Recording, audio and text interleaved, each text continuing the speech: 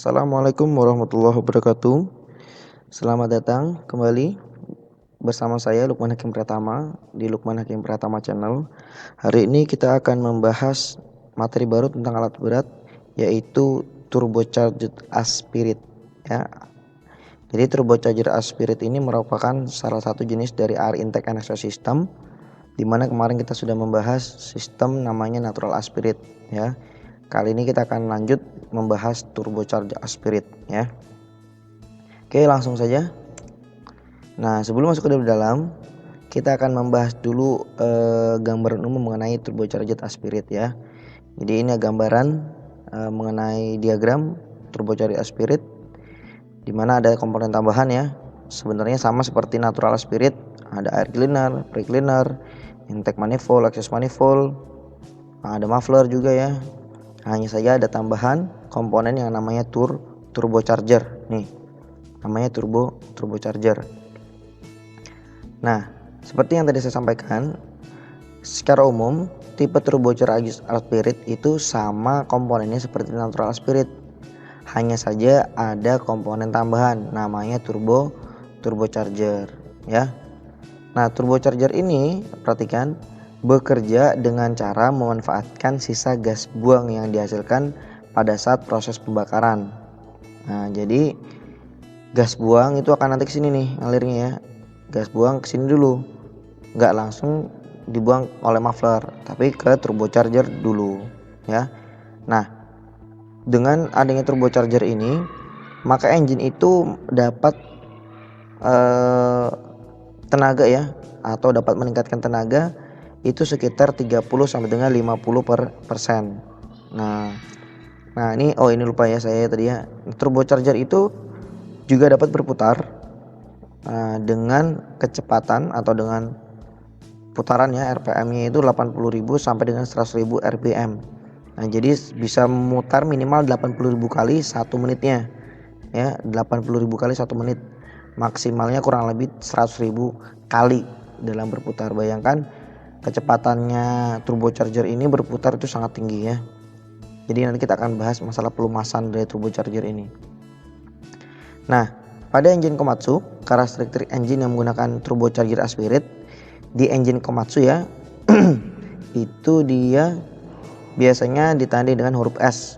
Jadi pada serial numbernya itu ada S-nya. Nah, contoh seperti ini, S6D125-2. S ini adalah tanda turbocharged aspirate. Nah, berarti ada turbocharge-nya ya maksudnya. Begitu juga dengan S6D107-2. Ini S ini tanda dari dia engine-nya menggunakan turbocharger. Oke, next. Komponennya sama seperti komponen natural aspirate, ada air cleaner ya, ada air cleaner. Bedanya ada turbocharger ya. Itu saja. Oke, kita akan bahas turbocharger saja ya, kita tidak membahas yang lain. Lanjut. Nah, turbocharger ini tampak depan ya, ini tampak sampingnya, ini cutting view-nya, ini komponennya kurang lebih seperti ini. Fungsinya satu, yaitu meningkatkan suplai udara yang masuk ke dalam ruang bakar. Jadi diesel engine itu ketika udara yang masuk sedikit ke dalam ruang bakar itu nggak bagus. Nah, tetapi apabila udara yang masuk ke dalam ruang bakar semakin banyak, maka semakin bagus ya. Nah, berikutnya adalah fungsi turbocharger adalah meningkatkan tenaga engine kurang lebih 30 sampai dengan 50%. Ya, itu adalah fungsi dari turbocharger yang lainnya. Oke, kita lanjutkan bagian turbocharger ya secara garis besar. Perhatikan, secara garis besar turbocharger itu dibagi menjadi 3 bagian, yaitu sisi turbin housing, sisi yang tengah itu namanya cartridge housing atau cartridge center housing ya. Nah, yang ini sisi yang sebelah kanan ini adalah kompresor housing ya. Jadi 3 bagian inilah yang nantinya akan dijadikan satu, namanya turbocharger. Nah, komponen dalamnya lagi ada, ini turbin housing sudah tadi ya. Ini yang warna merah ini turbin housing. Terus ini namanya turbine wheel. Terus ini lagi namanya backplate ya. Terus ini namanya turbine shaft. Terus ini 2 ini ya namanya journal bearing. Terus yang ini bertegak ini segini, namanya thrust bearing. Terus ini namanya kompresor wheel, yang ini namanya kompresor housing. Nah, ini adalah jalur oli masuk untuk pelumasan ya. Nah, ini jalur oli keluar setelah melumasi. Oke, lanjut. Pertama ada turbin housing. Nah, turbin housing merupakan rumahan dari turbin wheel. Nih ya. Turbin housing itu rumahnya dari turbin wheel. Turbin housing terbuat dari besi atau nikel. Turbin housing ini harus tahan terhadap beban panas, temperatur tinggi kurang lebih 760 derajat Celcius, tanpa mengalami perubahan ukuran atau bentuk secara permanen. Jadi harus kuat dan harus tahan panas alat ini ya. Nah, berikutnya ini terletak di posisi pada pada sisi exhaust manifoldnya. Nah, ini di sini letak dari turbin housingnya ya. Ini turbin housing letaknya di sisi exhaust manifold. Oke, lanjut. Nah, sedangkan kompresor housing itu letaknya di sisi intake manifold.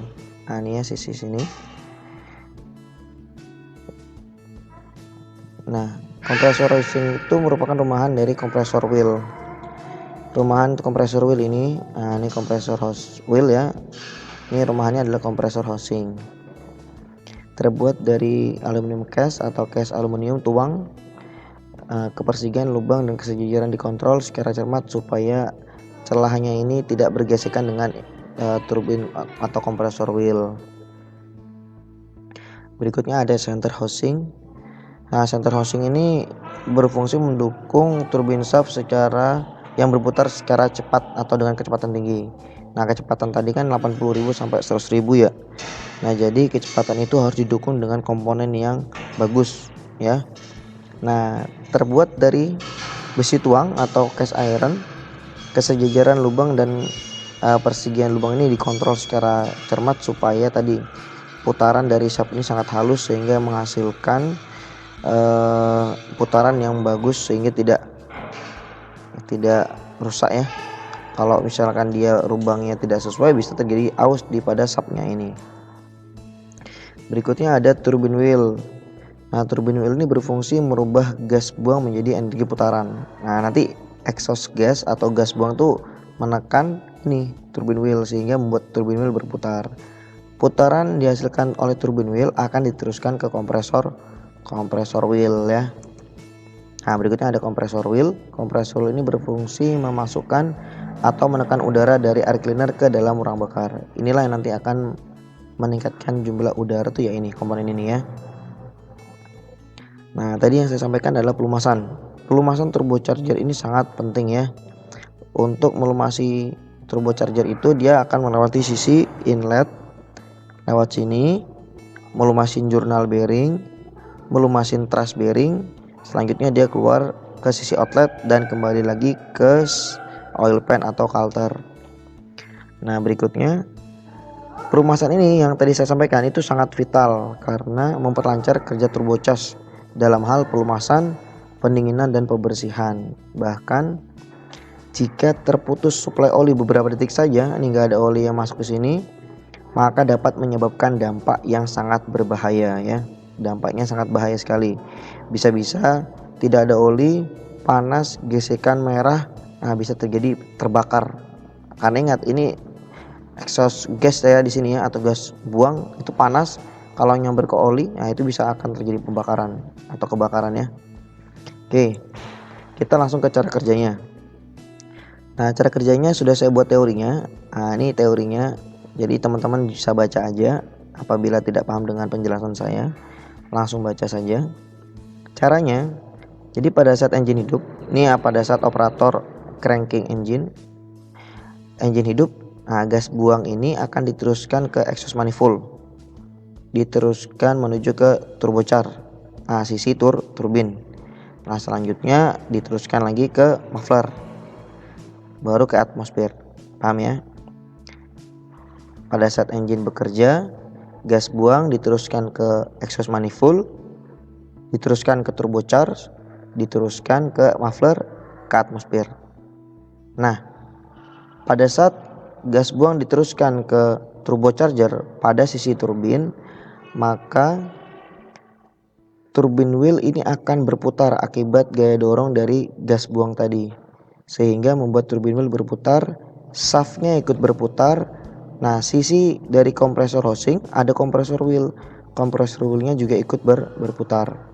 Nah, kompresor wheel ini akan berputar sehingga menyebabkan udara bersih masuk melalui air cleaner, pre-cleaner masuk ke air cleaner, terus dihisap ya di sini, terus ditekan menuju ke intake manifold. Nah, masuk ke dalam ruang bakar. Nah, begitu seterusnya, gas buang akan diteruskan menuju ke exhaust manifold, diteruskan menuju ke turbocharge, memutarkan turbine wheel. Nah, setelah itu baru dia akan diteruskan ke muffler, baru ke atmosfer ya. Oke, kita akan coba lihat videonya. Nah, ini jika teman-teman tidak paham dengan penjelasan saya, tinggal baca aja ya.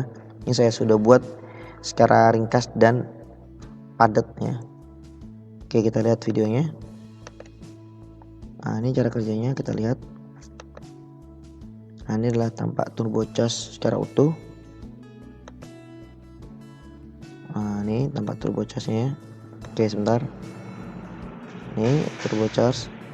Nah, sisi bagian merah ini adalah sisi dari turbine wheel dan turbine housing. Yang biru itu sisi kompresor wheel dan kompresor housing. Oke, langsung kita lihat cara kerjanya.